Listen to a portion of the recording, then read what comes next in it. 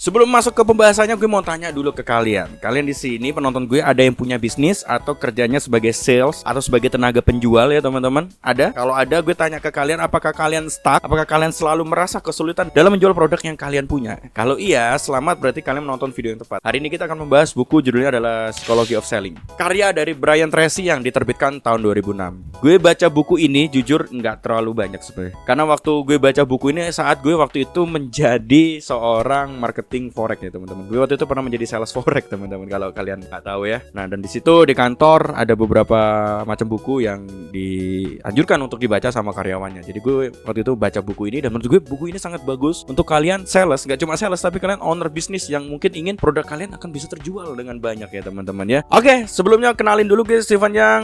Gue punya misi untuk ringkesin 30 buku teman-teman ya. Semoga aja misi ini berhasil teman-teman. Dan video dari ringkesin 30 buku ini emang lebih sepi daripada video-video gue yang lain seperti reaction dan juga obat tebak internet. Ya gue tahu karena nggak semua orang suka baca buku, tapi gue tetap bikin, gue tetap berharap semoga kalian yang nggak suka baca buku setelah menonton video ini kalian tertarik untuk baca buku. Dan disclaimer dulu, ini adalah ringkasan. Jadi kalau kalian mau lebih detail, mau yang lebih mendalam ya kalian harus beli bukunya di Gramedia. Kita langsung masuk ke pembahasannya. Let's go.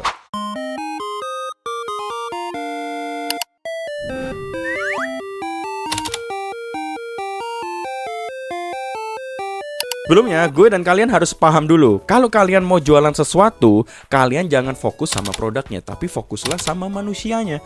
Artinya gimana bang? Artinya, buatlah customer yang membeli produk kalian itu merasakan dia menjadi sesuatu yang lebih baik gitu ya teman-teman. Kalian harus paham itu dulu sampai sini sebelum gue membahas keseluruhan isi buku ya teman-teman. Ingat, dicamkan lagi ya, perasaan yang harus tertanam ke customer kalian setelah membeli produk yang kalian punya adalah perasaan menjadi lebih baik. Entah itu produk kalian misalnya makanan, mereka akan menjadi lebih moodnya lebih bahagia ya teman-teman. Jadi it's not all about product, it's about human ya. Ini tentang manusianya. Oke? Kalau sampai sini kita udah sepakat, kita bisa langsung lanjut ya teman-teman ya. Kita akan langsung masuk ke part 1, inner game, mulai dengan mindset penjual hebat. Mindset lagi, kita udah pernah bahas di buku yang judulnya Mindset ya. Memang mindset ini sebegitu pengaruhnya terhadap pengembangan diri seseorang ataupun terhadap perjalanan karir dan juga keuangan seseorang ya teman-teman ya. Sebelum kalian mau menjual sesuatu, kalian harus punya mindset dulu. Kalian harus menanamkan dulu ke kepala kalian bahwa kalian itu pede, bahwa kalian yakin, bahwa kalian sangat-sangat paham produk yang kalian jual adalah produk yang bagus dan bisa menyelesaikan masalah banyak orang. Orang lain tidak akan membeli produk kalian kalau kalian sendiri ragu teman-teman. Jadi kalau kalian jualan makanan, ya kalian harus pede kalau makanan buatan kalian itu sangat-sangat enak.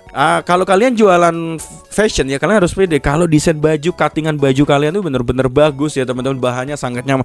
Kalau kalian sendiri masih meragukan produk kalian, ini kemahalan apa enggak ya? Ini apakah desainnya ini jelek apa enggak ya? Menurut gue ini desainnya kurang. Kalau udah kalian ragu, mending sebelum dijual dirubah dulu produknya. Sampai sini kalian harus sepakat dulu ya teman-teman ya. Kalian harus punya mindset bahwa produk kalian produk yang bisa menyelesaikan masalah banyak orang, produk yang bisa membuat perasaan orang menjadi lebih baik setelah membeli produk kalian. Kenapa gue ngomong gitu? Karena orang itu membeli sesuatu karena emosi, bukan logika gitu ya. Logika itu cuma dipakai untuk membenarkan emosi kita teman-teman. Makanya kalau kalian sudah pede banget sama produk kalian ya teman-teman ya, dan bisa membuat orang membeli produk kalian karena emosinya, wah produk ini bisa membantu Anda menjadi lebih baik. Misalnya pil kesehatan gitu ya, membantu diri Anda bisa menurunkan berat badan sehingga Anda bisa hidup lebih lama dan bermain dengan cucu-cucu Anda. Itu kan melibatkan emosi ya, baru logikanya ngikutin di belakang. Wah ya juga ya, kalau gue berat badannya kayak gini terus, gue obesitas, gue gendut, nanti gue gak bisa hidup lama, gak bisa main sama anak cucu. Lah ini berarti pil yang dijual sama orang di pil kesehatan ini adalah jawaban dari masalah gue. Nah gitu kan, jadi kalian udah pede sama produk kalian, produknya sangat-sangat bisa membuat orang lain merasakan efeknya ya. Nah melibatkan emosi mereka, baru logika ngikut ke belakangnya teman-teman. Oke, setelah kalian menentukan mindset kalian, setelah kalian menentukan emosi dari produk kalian ya teman-teman, sekarang saatnya kalian menentukan goals dari penjualan kalian. Ini terutama untuk sales-sales di luar sana ya teman-teman ya. Sales itu adalah pekerjaan yang menurut gue paling enak, karena kalian bisa kerjanya dikit. Setelah reputasi kalian terbangun, kalian akan lebih santai kerjanya daripada tim yang lain, tim produksi, tim R&D dan sebagainya. Sales itu dia membangun integritasnya di awal. setelah itu kalau lu punya integritas yang kuat, lo uang passive income ya teman-teman. Kalau lu udah dipercaya ya, jual rumah jualan lu tuh pasti rumah yang bagus ya, yang nyaman ya. Nah, orang kalau butuh rumah pasti nyarinya ke siapa? Ke lu. Makanya gue bilang sales adalah pekerjaan yang paling menjanjikan. Nah, si Brian bilang kalau kalian punya sales, kalian harus punya target. Pecah target kalian menjadi target yang lebih kecil-kecil, menjadi goal yang lebih kecil-kecil. Misalnya target tahun 2025 kalian harus punya 1 miliar. Pecah 1 miliar dibagi 12 bulan berarti berapa? Sekitar 80 ya, sekitar 80-90 juta satu bulannya.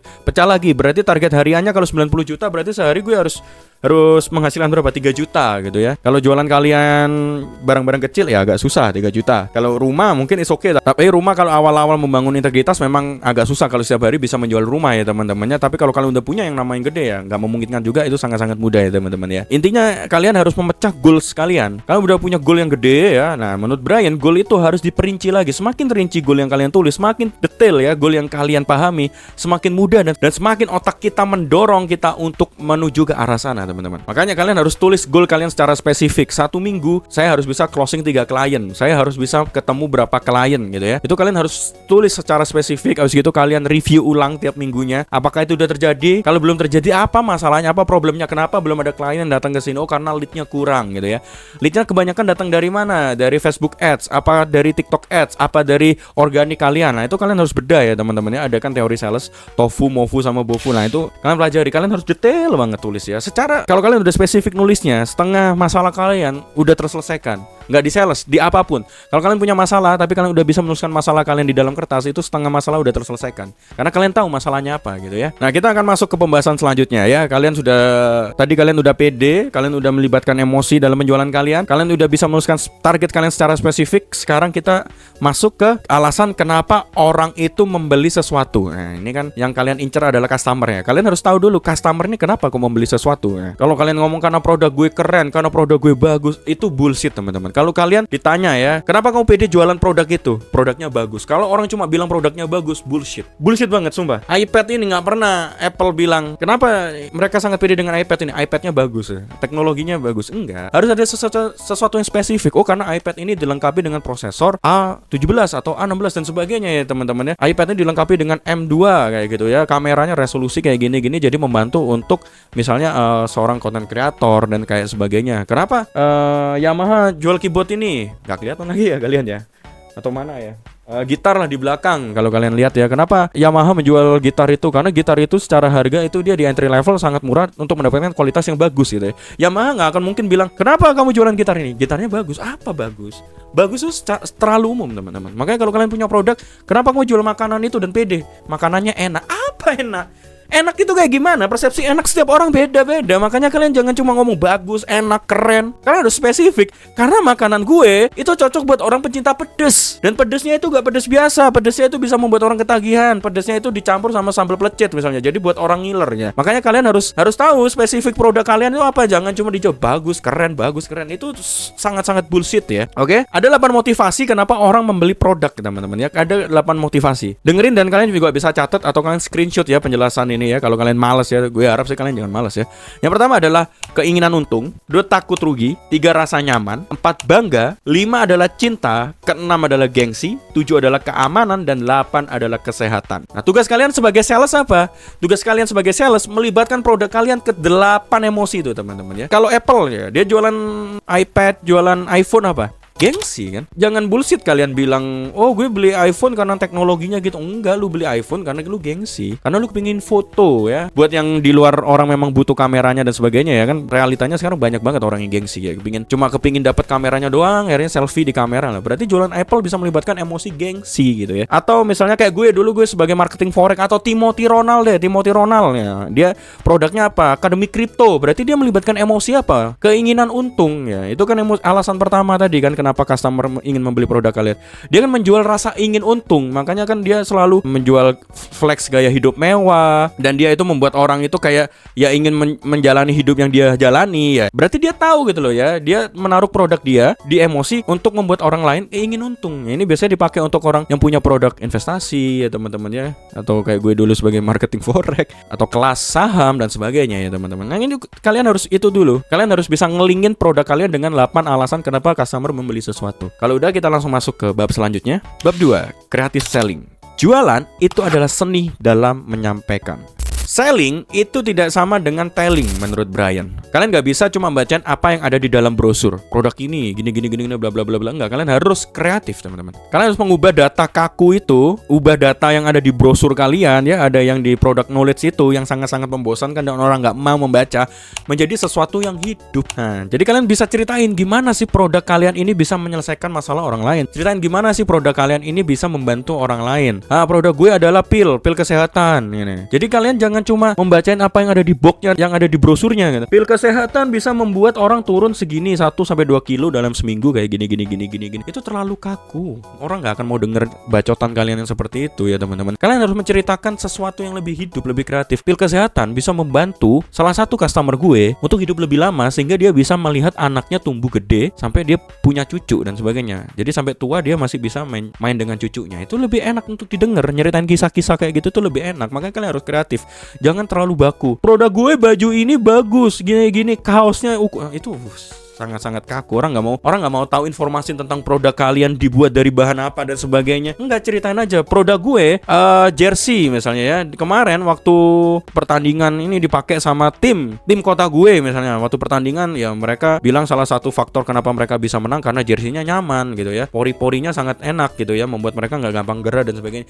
Jadi buat itu hidup, teman-teman ya. Jangan kaku lah, orang jualan tuh jangan kaku. Jangan lu bener-bener ketemu calon customer. Oke, produk saya diciptakan dengan minyak zaitun dan itu orang nggak usah lu ceritain, dia suruh baca box produk lu doang mah udah bisa gitu, nggak ngapain lu bacain kayak gitu ya, teman-teman. Makanya lu harus pinter untuk ngolah kata-kata, lu harus pinter dongeng ya kalau bisa dibilang ya, teman-teman ya. Makanya sales itu, orang-orang sales itu biasa jago ngomong sungguhan ini. Lu kalau mau jadi sales yang gacor ya lu harus jago ngomong, nggak usah gue ceritain siapa aja, tapi kalian pasti tahu kan sales-sales yang terkenal ya, sales-sales yang di sosmed flexing ya, mereka pasti jago membangun cerita, membangun branding ya, teman-teman ya. Nah, sebelum kalian mau meng-storytelling kisah yang sangat menyentuh itu, kan kalian harus ketemu dulu sama orangnya. Tapi kan susah ya, kalian sebagai sales kan susah untuk bikin appointment, untuk bisa bikin rapat atau meeting atau bertemu dengan orang lain itu kan susah ya. Nah, ini untungnya di buku ini dikasih tahu tipsnya. Gimana caranya agar orang itu mau duduk dan mendengarkan cerita kita ya.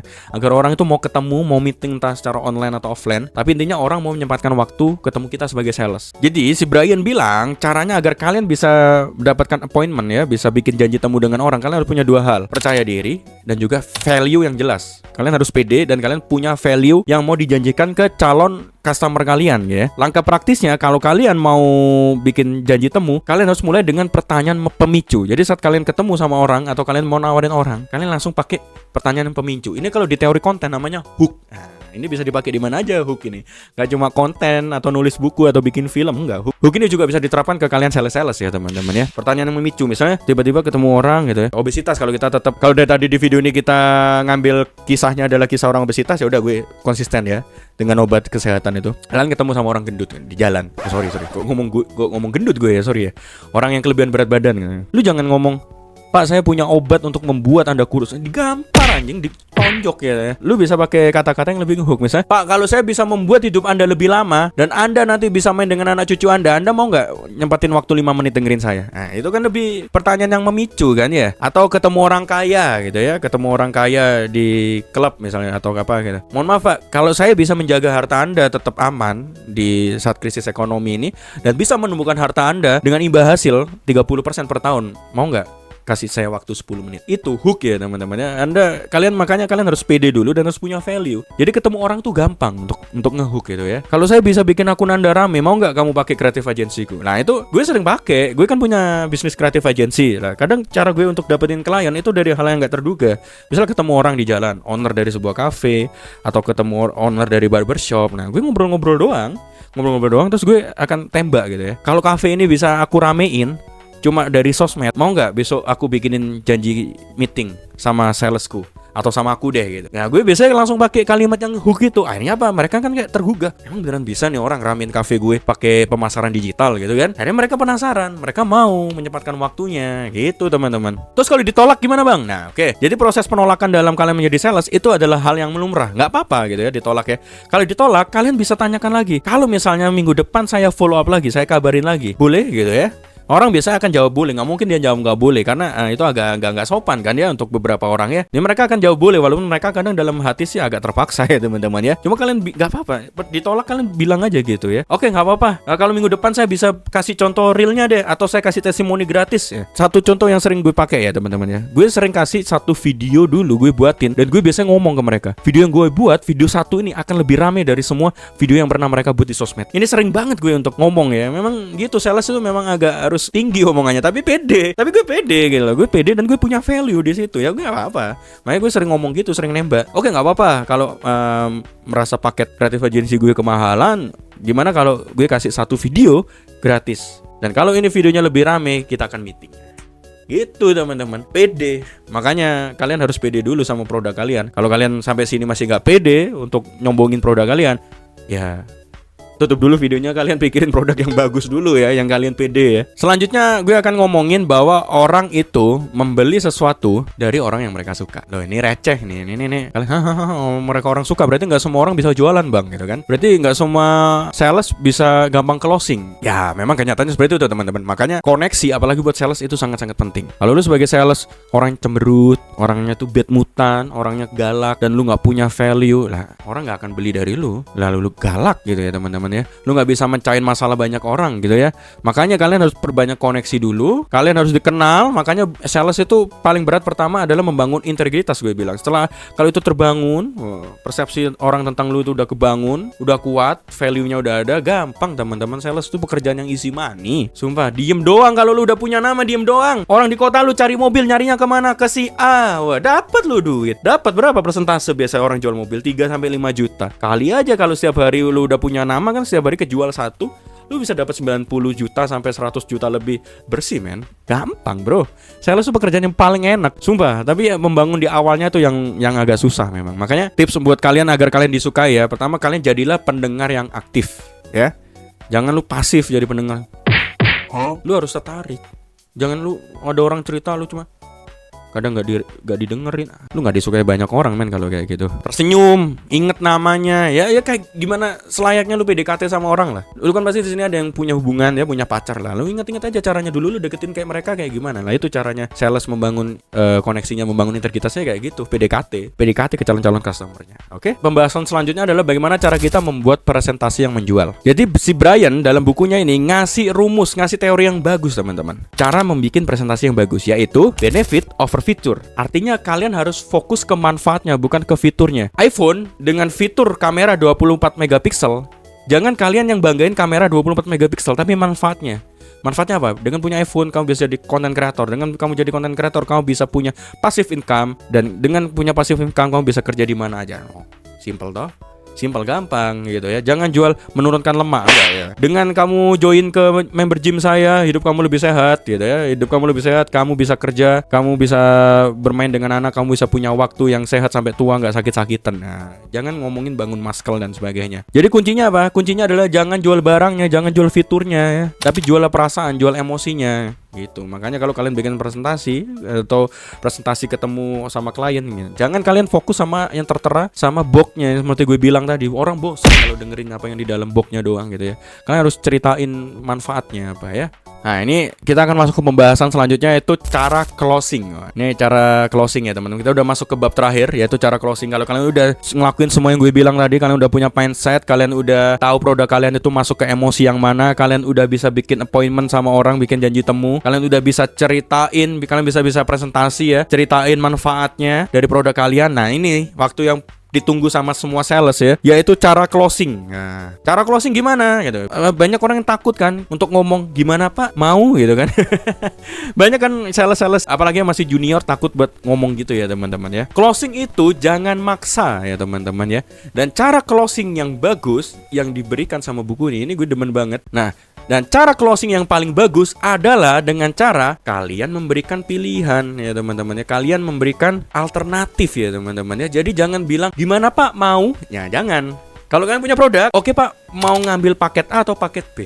Oke. Jadi buatlah pilihan yang dua-duanya itu menguntungkan kalian, teman-teman. Oke Pak, ini mau saya kirim besok apa kirim hari ini? Oke Pak, mau ngambil yang paket 10 video kalau kreatif agency gue ya, 10 video atau yang campur sama feed Instagram gitu. Jadi jangan kalian closing di akhir tanyanya, oke Pak, jadi ngambil apa enggak? Pilihannya akhirnya dua, ngambil atau enggak gitu doang. Kalau orangnya merasa emosinya belum dapat, manfaatnya belum ada ya teman-teman ya, dan orangnya nggak terlalu suka sama kalian ya, dia pasti dengan gampang jawabnya enggak ya, ditolak kalian no gitu ya teman-teman ya. Tapi pilihan kalian, kalau kalian jadi dua, chance-nya lebih gede. Gimana Pak, mau ambil baju yang merah atau yang biru? Nah, itu cara closing kayak gitu teman-teman. Jadi mempersempit kemungkinan mereka untuk lupa bahwa ada pilihan untuk tidak membeli produk sebenarnya gitu ya. Dengan dihadapkan dua pilihan itu kan mereka kan lupa gitu ya. Sebenarnya gue nggak harus beli produk ini, tapi karena pertanyaan terakhir yang diberikan oleh sales ini produk A atau produk B, akhirnya mereka memilih gitu ya. Bagus mana? Mau produk B deh gitu kan. Nah, kayak gitu teman-teman. Oke. Itu adalah cara closing. Gampang kan? Setelah closing, kerjaan sales nggak sampai cuma closing doang gitu. Setelah closing apa yang harus dilakukan? Ada yang namanya follow up, ada yang namanya referral sama repeat order. Jadi kalau kalian udah punya klien, nah ini udah setelah closing itu kan kalian udah punya klien, kalian bisa follow up, kalian bisa minta untuk mungkin produk kalian dipasarkan juga ke teman dari klien kalian gitu ya. Mintalah dengan sopan, Pak, saya lihat teman Bapak kayaknya punya masalah yang sama dengan Bapak. Kalau boleh mungkin Bapak bisa rekomendasikan produk saya.